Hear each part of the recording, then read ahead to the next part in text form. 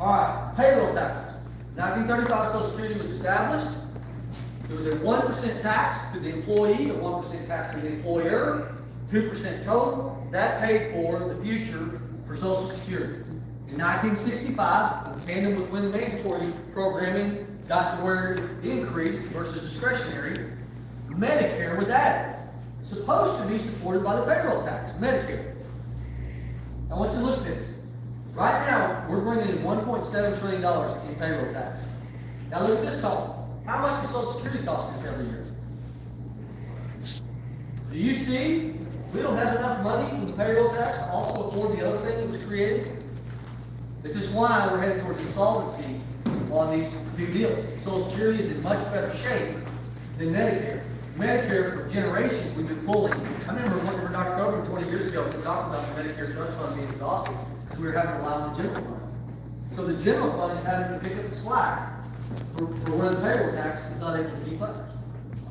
By the way, when we start out at 1% taxation, guess what the tax total is now? 7.65 to the employee, 7.65 to the employer, 15% sum total, and we're still not keeping up. It started at 1% to employee, 1% to employer. Corporate taxes. You're going to hear people say, what about corporations? 2017, the one permanency element of the 2017 tax cuts is they made this change from 35% corporate tax rate to 21%. That didn't affect the LLCs for small businesses. While we're taking the point to make sure we're taking the privilege to point out what we did on the LLCs and small businesses. In 2017, corporations were moved from 35% to 21%. 35% in 2017, it was among the highest tax rates for a corporation of any country. Years it would be that we were second highest, third highest, or fourth highest. You would say, well, what was the effect of what happened in 2017? In the 2017 bill, they made it permanent. Moved 35% corporate rate to 21%. Gillis, G-I-L-L-E-S.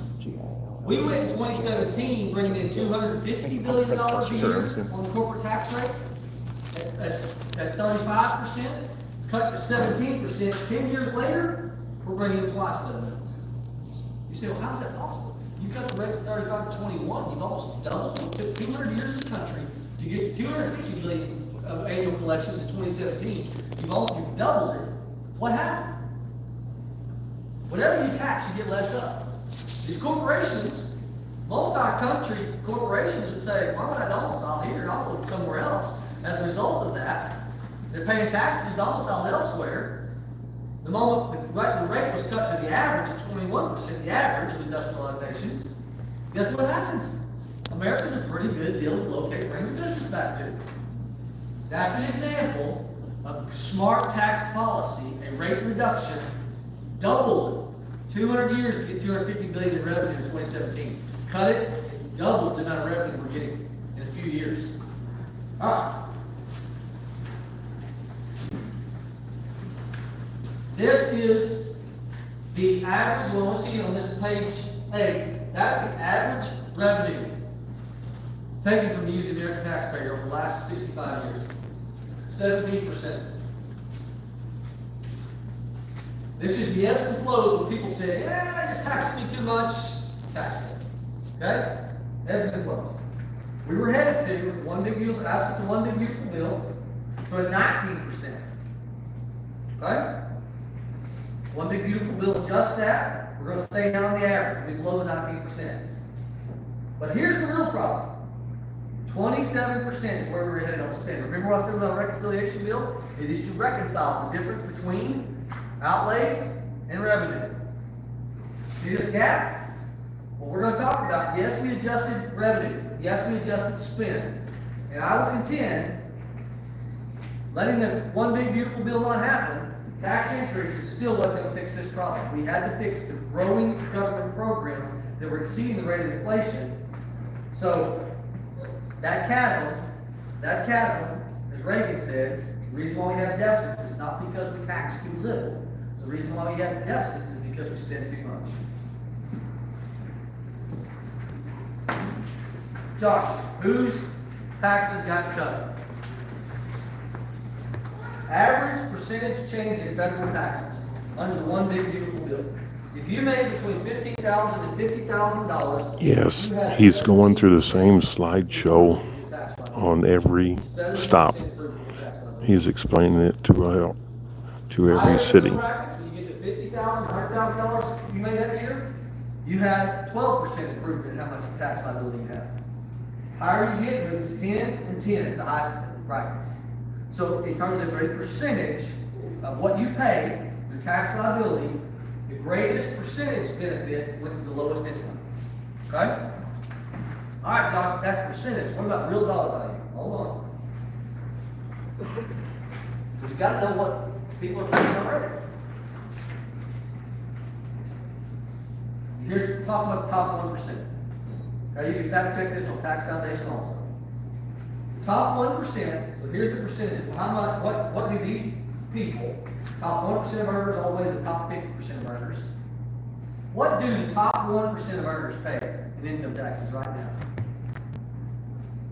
Right now, they pay 42% of all income taxes. Top 1% of earners pay 42% of all income tax. Remember the income tax bucket? How important it is? They pay 42%, top 1%. Sorry? Well, I'm going to get back and forth. Just hang tight. We'll get to the questions and answers. I challenge anybody who wants to validate or invalidate, go to Tax Foundation. They're probably the most exhaustive group used by state legislative bodies, by the federal government. Go look what the Tax Foundation says. If you don't like my chart, go verify with the Tax Foundation. But I can tell you, I looked at the numbers and I looked at the facts. Top 1% pay 42% of all income taxes. The top 25% of all earners pay almost 90%, 85 to 90% of all income taxes. Then when you get to the top 50% of earners, what's the average salary in Oklahoma? $36,000. Okay? So how do you look? Again, these are the top earners. Top 50% of earners pay 97% of all income taxes. So let's do the 50%, what the livable wage in Oklahoma is. Let's say the average wage is $36,000. So if you make it $37,000, you're in the top 50% of earners. And you're now associated with the top, also doing the staff. Everybody above $37,000 all the way to the top 1%. Don't forget, the top 1% pays 40% of it. The top 25% of earners pay almost 90%. So between the 85 to 90% get to this little group paying 97%. They pay 97% of all income taxes, the top 50% of earners. So that 7% gain is when you move from the top 25% earners to the top 50% of earners. Let's say you're making $37,000 a year. Okay? You're in the top 50%. Okay? But let's say you make $35,000. What percentage do you think the top 30, the bottom, because this is the top 50% of earners, I wish we had a line for this. So let's say the bottom 50%. If the top 50% of all earners pay 97% of all taxes, income taxes, what does the bottom 50% pay? 2.3% actually. 2.3%. The bottom 50% pay 2.3% of all income taxes. All right. So top 1% pays 42% of all income taxes. Top 25% pay almost 90% of all income taxes.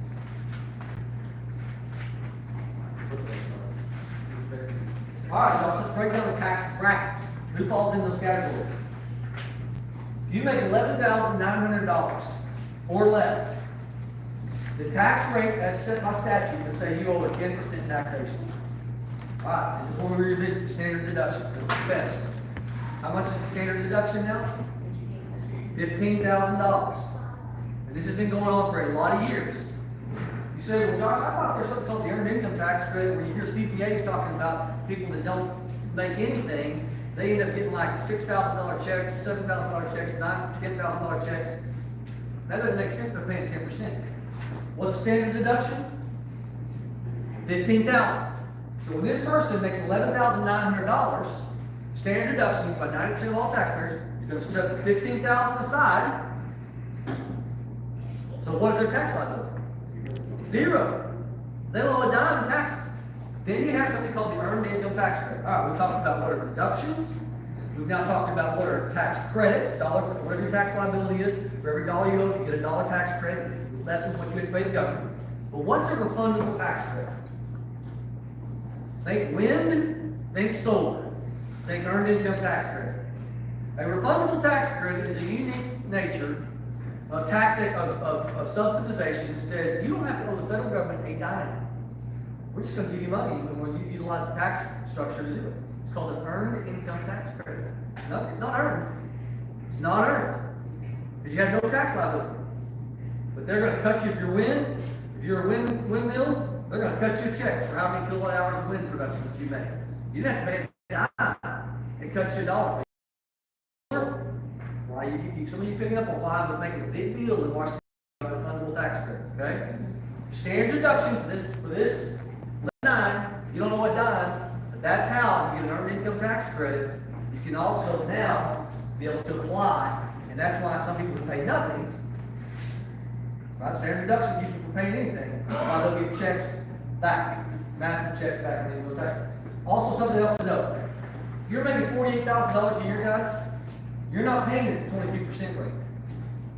The way the federal tax structure is written is for the first $11,000 that you make, you pay 10% valuation against that first $11,000. This is $11,000 less. This is $11,000. Once you get to this threshold, between there and this threshold, you're paying 12%. So the next amount of money, you pay 12%. When you get to the $48,000, you can subtract $11,900 from that you paid the 10% threshold in, and then whatever's left over is what you pay the 22% against. So when you see these numbers, it's not that you paid $197 and you were taxed the full 32%. You get the first 11,000 is taxed at 10. The next 48,000 was taxed at 22. Y'all following that? It's complicated. It's something only CPA knows. But this is when you look at these numbers, you know what's really going on there. Okay. More stats. We can probably throw this slide away. We're not using it all morning, have we? Jack, do you think page 12, I know we put some time in there. If you tell me, Josh, there's something worthwhile in there, but we haven't used it all morning. All right. Rate of inflation. We're going to talk about the growth of government versus the growth of the economy. What you will find is as your economy year-over-year grows, right, average 2.5%, then what your hope is, if you've got a balanced budget, okay? Let's pretend for a moment that we had a balanced budget. And every year our economy increased by 2.5%. What does that mean? Well, revenue, right? And let's say at the same time, once we're able to reach balance, we were able to afford, relative to how much our economy grew, that much more government. That would help us keep balance, correct? But what happens if you've achieved balance and you grow government spending ahead of what your economy grows? That's been the history. We've been growing, when I first got to D.C., we've been growing government at about 4%, and the economy's only been growing about 2.5% year over year. And so that's what was happening with Medicaid. Remember, it's one of those programs on the mandatory side. Medicaid was growing like this, like a hockey stick. Okay? Post what we did with the One Big Beautiful Bill, Medicaid is still going to grow, but now at the rate of inflation. So when you hear people talking about there's a massive cut to Medicaid, I want you to be able to honestly respond to them and tell them we're still going to grow Medicaid year over year at the rate of inflation. But what we're not going to do is continue the 4% growth of government when the economy is growing much less than that. Okay? All right. The poverty rate. When we talk about Medicaid, so many people miss the one thing that we should stay fixated on. Julia's position, I think you would be the expert. You probably should be teaching this right now. But relative to the healthcare environment, what we need to be paying attention to. Y'all, originally, Medicaid in 1965 was set up for the blind, the aged, the disabled, the pregnant, nursing mothers, the caretaker of the disabled. Probably forgetting somebody in there. You know something about this, and the indigent. Okay? So, this is the traditional population of 1965. What happened in 2014 is the able-bodied population, those that were not disabled or blind or pregnant or nursing mother, they got added to the Medicaid rolls. What happened? This population explosion happened on the Medicaid rolls. What also happened is, when you see the times that the poverty rate has gone down, pretty important to note something. What we did in the One Big Beautiful Bill, the biggest change is the work requirements for Medicaid. It's the biggest change. It comes from where the dollar value has changed. That plus the provider tax, which we talk about later on, if we have time. What happens? What happened during this era when the poverty rate went down? Clinton-era work requirements. Look at the result in tandem with Clinton-era work requirements, what happened to the poverty rate. What happened here? President Trump is in office right here. These numbers flatline of the population increase of Medicaid. Should our goal be to make sure we get more people on Medicaid, or should our goal be to reduce the poverty rate? What happened when the population stayed consistent and wasn't growing massively? What happened to the poverty rate? It went down. So what we did was the biggest change in One Big Beautiful Bill, these work requirements, Clinton-era work requirements, is addressing the able-bodied, those that are not disabled, they fall in this category. It's a large place of growth. What you also need to know is the federal government on the traditional population, the disabled population, for years since 1965 would give, Julie knows this as a state lawmaker, federal government on average was getting 60% of the finances for that service. The state government picked up 40%. It's a rough average. Until you get to 2014. And then all of a sudden, the Affordable Care Act, the Obamacare expansion, added the able-bodied population. And guess what the Obamacare statute said? It said, we're going to give you $9 for the able-bodied population for every $1 the state spends. So, if you're, I keep forgetting your office now. I keep saying Julia, I'm sorry about that. So for the lawmakers, state lawmakers in the room, what you need to pay attention to is, for the states like California that learned to milk the system, they have learned to prioritize the able-bodied population because the states only have $1 and they get $9. So what's happened is the traditional, the vulnerable, the blind, the AIDS, the disabled, the pregnant, the nursing mothers, they've stopped being the focus of the historic Medicaid purview among the states because the money was in the able-bodied population. And what we're going to find here in a few moments is how they're utilizing that to sign people up that I think you'll look at and go, I cannot believe they're doing that in California. We'll be there in a minute. Okay. Josh, we keep hearing all these stories about people that are going to be kicked off the Medicaid rolls. So when the CEO puts up these numbers, this is what I want you to know. When you hear the millions, you got the stats, keep this paperwork. 1.4 million of those we're talking about are illegal aliens. In a few minutes, I'm going to show you the chart of how California, the worst offender, does this. Hang with me. 4.8 million of these estimated are able-bodied adults. Y'all, this is what we're saying. Clinton-era lack work requirements that we know proved to help in tandem with the poverty rate going down. Why? You get people back into a job. The best safe social safety net is a job for these able-bodied individuals. Because it will improve not only their lives, but the family members after them. And what we're saying is, according to the American Enterprise Institute, there is at least 4 hours a day spent playing video games and watching TV for the able-bodied on Medicaid. What we're saying is that 4 hours that you be doing that. Take that same 4 hours per day, do some community service, or increase your skill. Go get an education, or let's say 4 hours, go get a job. And if you choose to do that, you don't lose Medicaid. But if you choose not to do that, then you lose Medicaid. And that's where there will be 4.8 million that they estimate that will choose not to do the 4-hour work requirement, or community service requirement, or the get skill. That's what they're talking about when they tell you all these millions that are dropping off Medicaid. All right, what about another 1.3 million of them? During the Biden administration, there was a 2-year time period where the Biden administration did not do income eligibility verification. What did we talk about? Historic Medicaid? It is for those that are indigent, met poverty thresholds.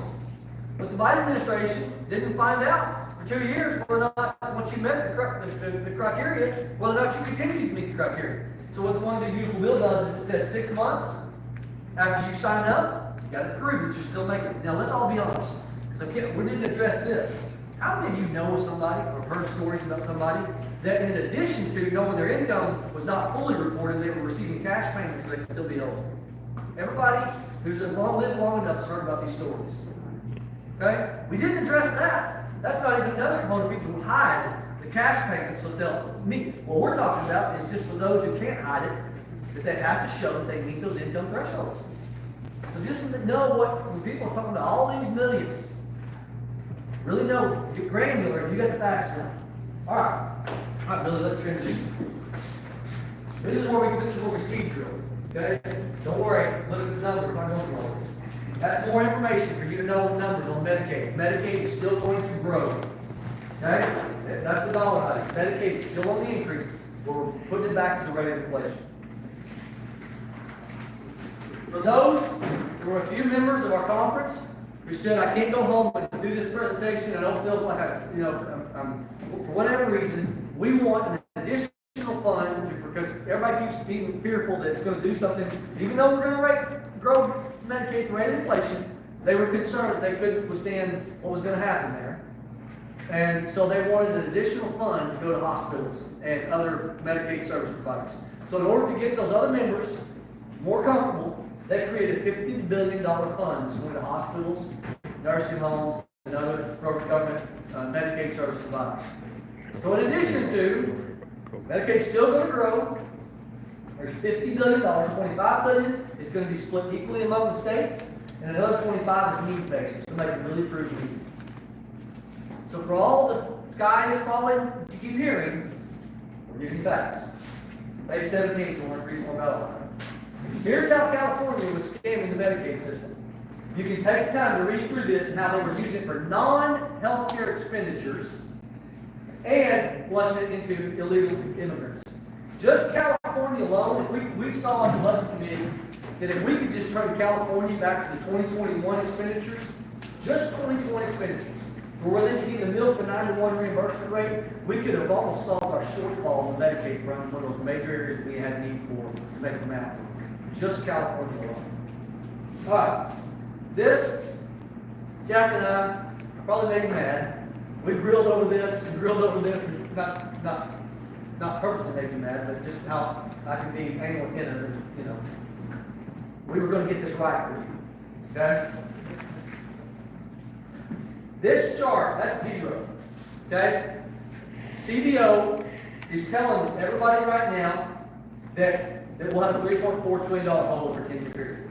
Now, I don't know that the CBO director is a Democrat, but there's a lot of people who believe that Bill Swagel is a Democrat. He reports directly to us on the budget committee. That's part of the design of the way that things set up.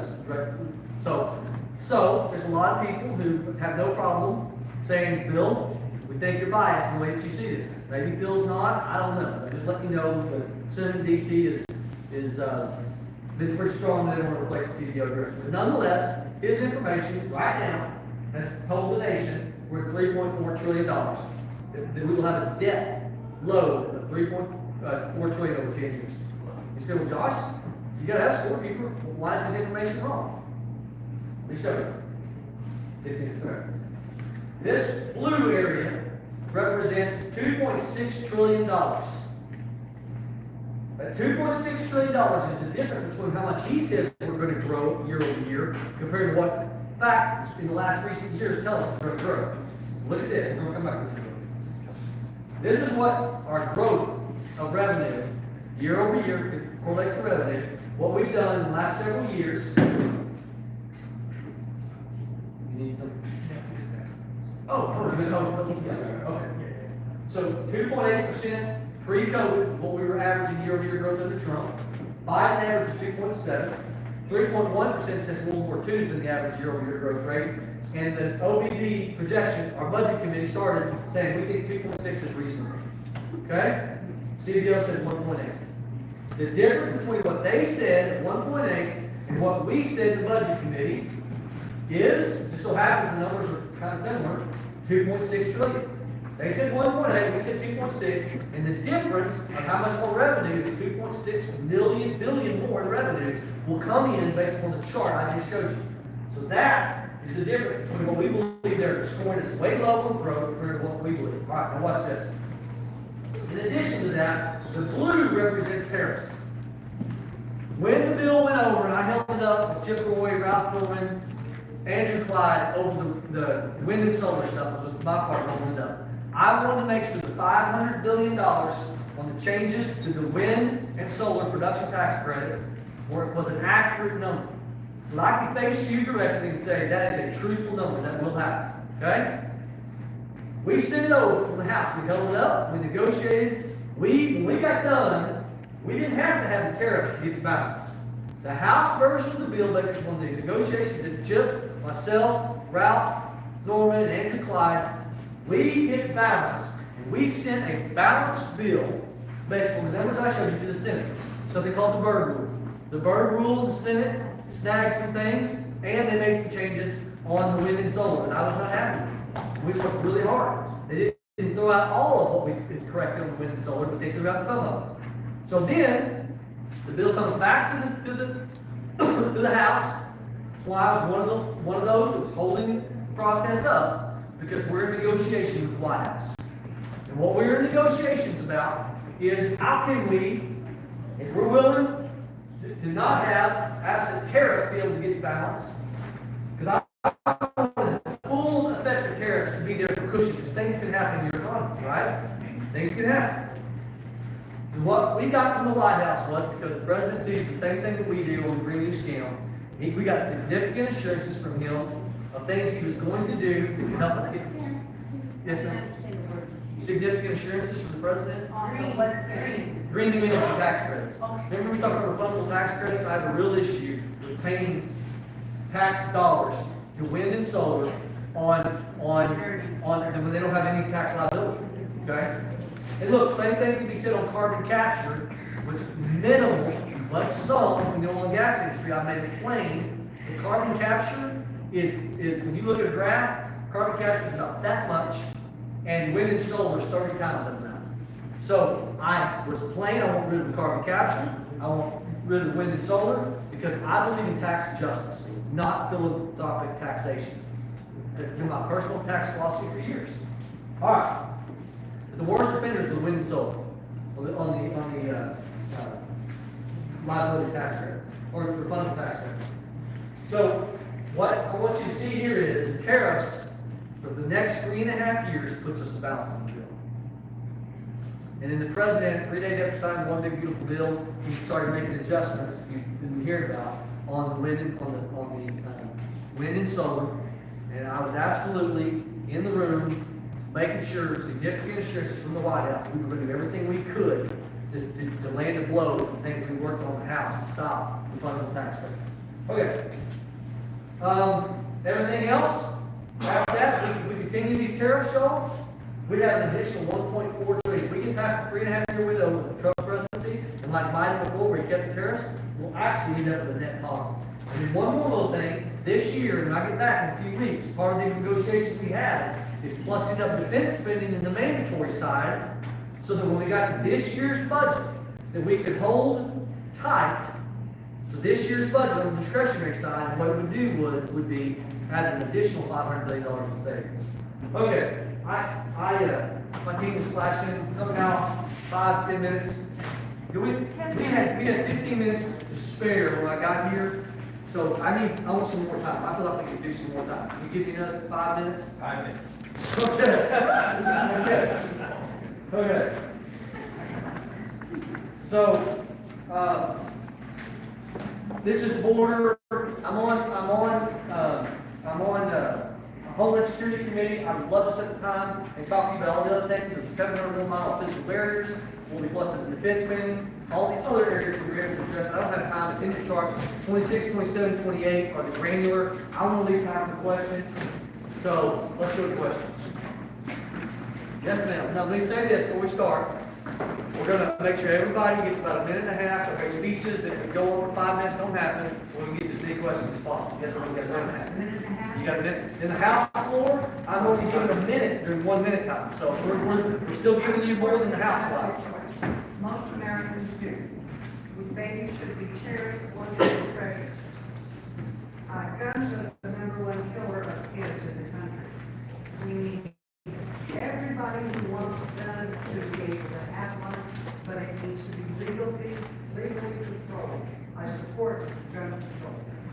regarding green energy, rather than using coal, oil, and gas, we do need, not the abuses that you pointed out, we don't need those, but we do need to support green energy, rooftop, solar, clean energy jobs, building efficiency upgrades, and EV charging.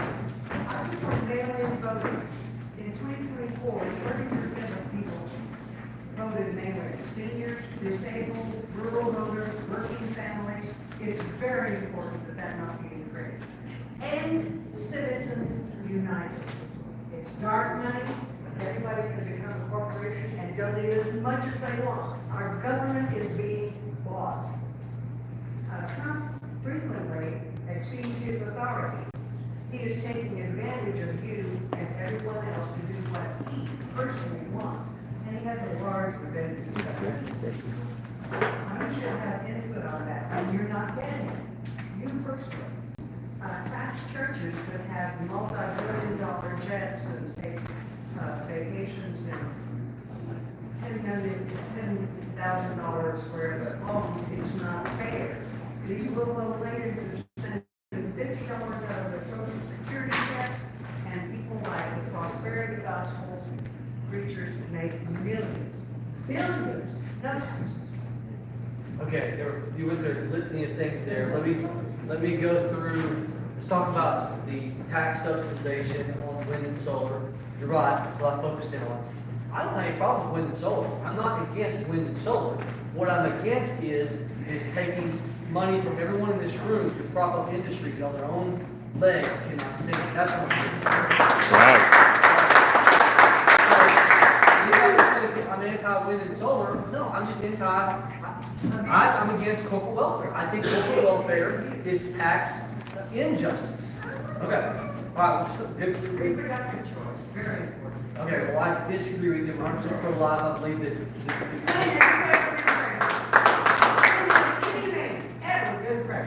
What was? Let's go to something else. What was something else that's coming? Honor, what you want babies to be loved and cherished. There was something else that you talked about. I'm not favor. Okay, let's move on. Yes, ma'am. I serve Yes, under ma'am. Secretary Millsap and Secretary Purdue in the advisory committee for minority communities. Oh, that's great. Travel across the United States and really blessed to do that. Yes, ma'am. Well, the Office of Public Partnership, Opportunity, Public Partnership Engagement, Okay. we served over 1 million people during COVID. Yes, ma'am. Our community-based organization did. Okay. And the things that we needed, we were in line to be able to continue to serve this community. And when the administration took over, I was getting a 96-foot hoop house, a 52-foot hoop house, because we're feeding our community. Okay. And that program was cut. And the information. That was part of Doge. Is that part of the Doge? Yes. Okay, keep going. It was. And we had, going to the USDA services, their hands are tied, so our hands are tied. Currently, I'm running for the county committee for farm service agency. Okay. Because I feel it's important to empower, when we say small farmers, Okay. though it used to be 100 acres or less, or 200 acres or less, now farming is small, seems to be 1,000 acres or less. Yeah. And we're kind of being left out, but we're the ones that people are lining up 3 miles back to get groceries every month. So we need some Talk about sort farmers of markets. support. They come in. Well, I have a farmer's market. I have a physical brick and mortar farmer's market that I built last year. No, I'm talking about, we have a food pantry, we pass for church, small church, less than 50. Small church, right. People pay their taxes, keep their electricity on, and so forth and so on. But what I'm saying, no, I don't even have a break. Anyway, do you understand what I'm saying? Those types of things, I don't even know who to contact. All of the work shut down. All of the work shut down that we were involved in. So what I would tell you is, build up for this area, Tamara is right back here. Get with her, we'll be happy to get further educated. Yes. But I don't want you to be disappointed, I don't want to overpromise and underdeliver. I'm tight with your money. So, like a We're lot responsible with it. If you saw what we were doing with our own money Yes, ma'am. and not the money of the government, you would be proud. Because citizens in this community, 6 different counties, are being fed and taken care of with what we are growing. have a litmus test for my staff, where we find in the enumerated powers what Congress can be doing and what should be left to the states. You can show us constitutionality that Congress has the authority on this area, which we look forward to getting educated, but that just, I don't want you to be, I'm supposed to find the no, Constitution. well, no, I'm just getting the information, but what don't want you to do is, for me to try to act like I'm in favor of something. I scrutinize things to say, do I have the permission according to the Constitution, or is this something that should be left in the states? I use that as a litmus test. Sandy, yes, ma'am? Would you expand a little bit more on what federal government's delineated powers Yeah. are versus what should be left to states? So the 18 enumerated powers, Article 1, Section 8, by the way, it's 3,000 words. That puts you on homework assignments today. I think it's 3,000 words long. It may be 2,000 words. But regardless, it's the longest part of the Constitution, when it's what Congress can do. And by the way, you know how many words are in the judiciary? 250. Balance, think about it. The founders never intended the judiciary to be as big of a deal. Like, you read the federal papers, they said purposely it would be small. They never dreamed the judiciary, the 250 words of the Constitution they applied to, they never dreamed it would be so out of bounds. All right, executives like 1,000 words. But for the bulk of the Constitution, devoted to what does Congress have the authority to do, it enumerates 18 things. Among those, post office roads, piracy, patents, tax, I haven't done this in a long time, taxation, imports, tariffs, okay? 1/4 of it's military, Army, Navy, militia. So, missing a bunch there. But then the 10th Amendment says, the power is not delegated to the United States by the Constitution, nor prohibited by the states, are reserved to the states or the people respectively. What that means is if it's not enumerated, then it's left to the states to find that to be the solution for that form of governance that someone may require, whether it be local governance or state governance. What we've done is, if I showed you these charts, is with the expansion of all these programs, 1/4 of it is defense. We are pilfering the role of defense as to the predominant thing the federal government was focused in on, and we've replaced it with so many other things that were used to be left in the states. All right, next question. Yes, sir. Back to what I asked you earlier about gold standard. Yes. We need to be back on the gold standard, all right? Also, why do we rely so much on a non-government entity, the Federal Reserve, to set our interest rates? That's supposed to be Senate is supposed to control that. Why have we allowed this to continue? And is there any plans on getting rid of the Federal Reserve? Yeah, look, I signed on to it, but I want to be more than honest with you guys. This thing over since, the meeting at Jekyll Island and all this happened and transpired, it's like, show me constitutionally. Remember, this was a big dispute between the founders about a centralized bank or not a centralized bank. Jefferson Adams, level dispute. And so, I'm not going to pretend in this moment that I understand the intricacies of how we get ourselves out of this. Okay? But to Sandy's question, Lori can put her up, you do it, thank you. But you can't find this in the enumerated powers, right? So it's not constitutional. But we have become so dependent upon it and upending the system and upending how do we do this? Look, there are things in 2.5 years of being in Congress I should know at this point. There are things I'm still growing and learning on. This is a place I've got to grow and learn on how to. You'll go to Military, all right? Do you have an educating this month?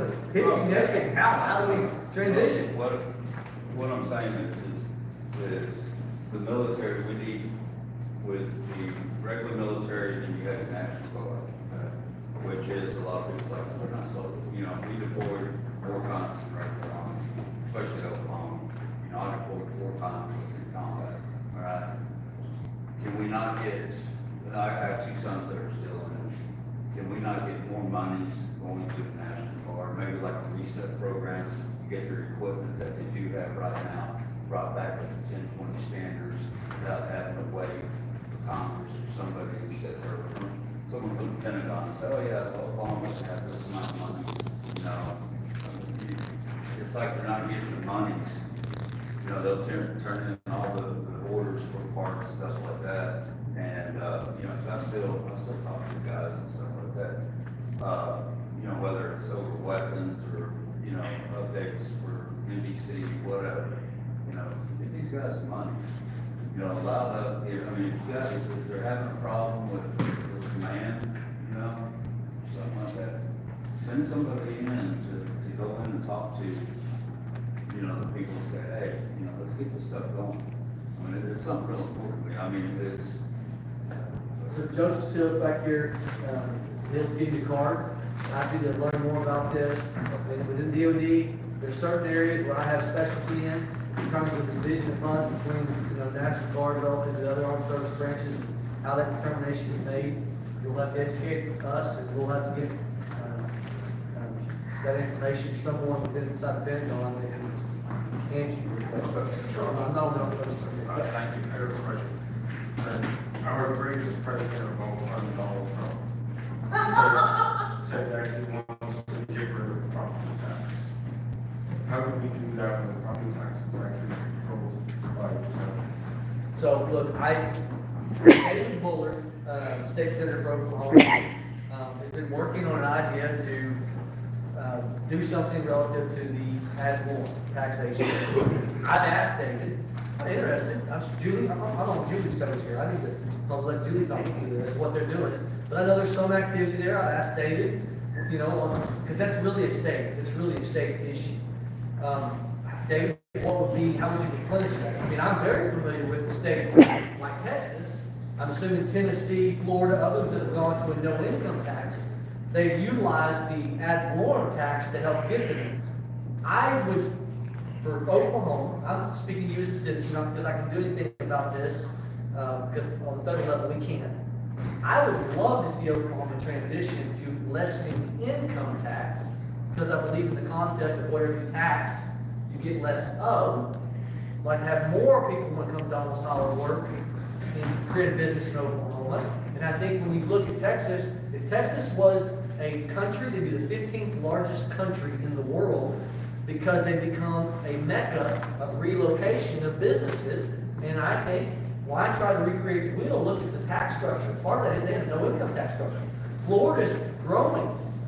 Tennessee, states that have done this have seen great financial success. So I think, look at templates. You try to, as my friend Thomas Massey, when I first got to DC, he said something about, you know, all these members who will come up with designs and their logos and, you know, how to get information from your office. He's like R&D, rip off and duplicate. R&D. Okay? So I think we need to be duplicating what Texas is doing in trying to drive our income taxes down. Now, I don't want David to hear this as if I'm torpedoing the concept of ad valorem. I'm interested in how do you do both? Two more questions. Two more questions. Bill, can I come back to you in just a second, just to make sure that I don't have anybody else that didn't get a chance to ask a question?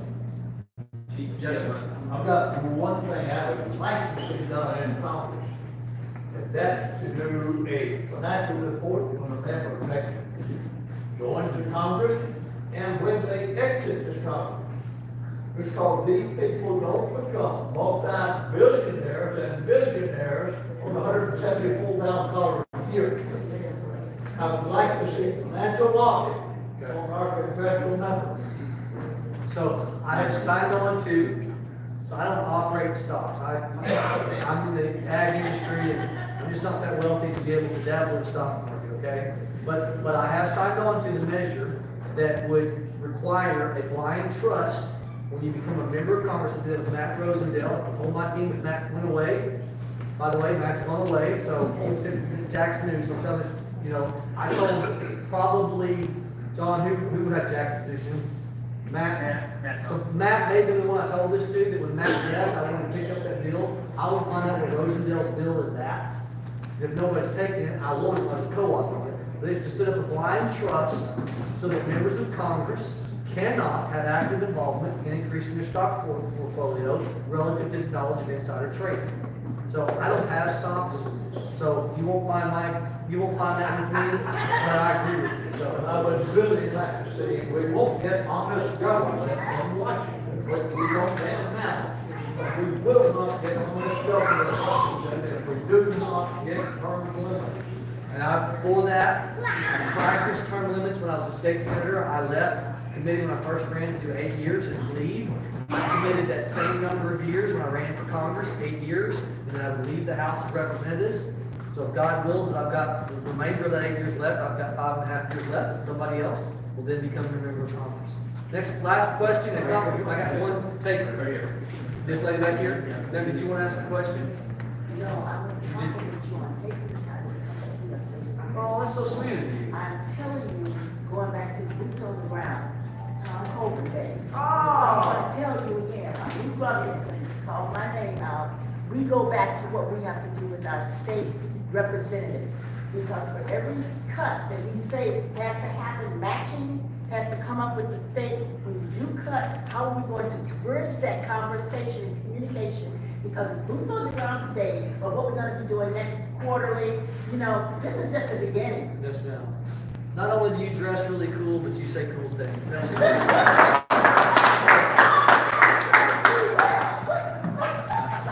all right, we got time. If he tells me we don't, I'm gonna tell him to stick it. John, can we do this, please? Can we? Yes, absolutely. I think it's a wonderful idea. I think it's a this is the best question of the day, I'm sure. Here we go. Well, I really want to piggyback off of what you said. Being in agriculture, I have an agriculture and action farm training program. And one of our things is feet on the ground, hands in the dirt. I came here because it was huge, okay? But when I drove up and there was a person standing on the corner with a BLM sign stating that they're thugs, I mean, I may appear to be black, but I'm not just black, I'm native, and I'm not just native, I am a Creole. You hear me? And but more than that, I'm a child of God. A welcome sign for our community, if anything, but not that.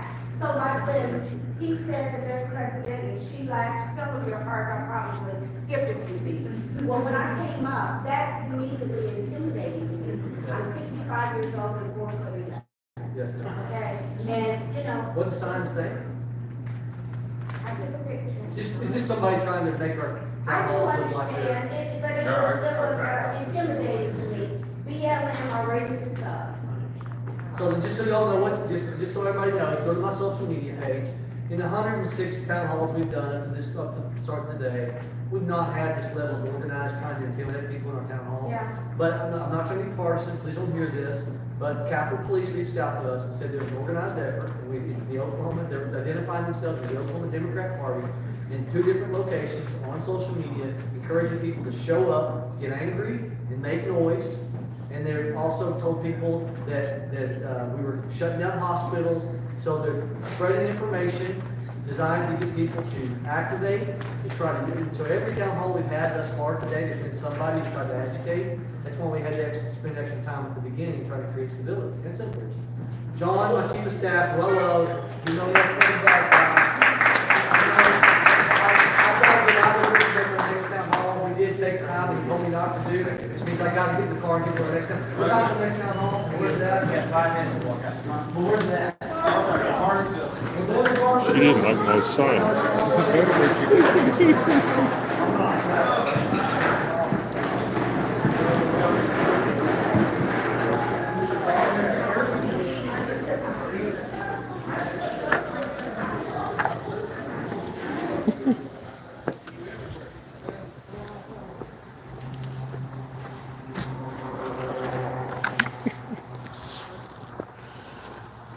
That lady did not like my sign. My BLM are racist thug signs. I'm offended. I'm so offended. I feel insulted. I'm a victim. I'm a victim. Ah. She didn't like this. That was Wagoner, Oklahoma. U.S. Congressman Josh Brecheen, one of the most conservative congressmen in the House. Next stop is Bartlesville, 6:00 p.m., where we street preachers own Bartlesville. See you then.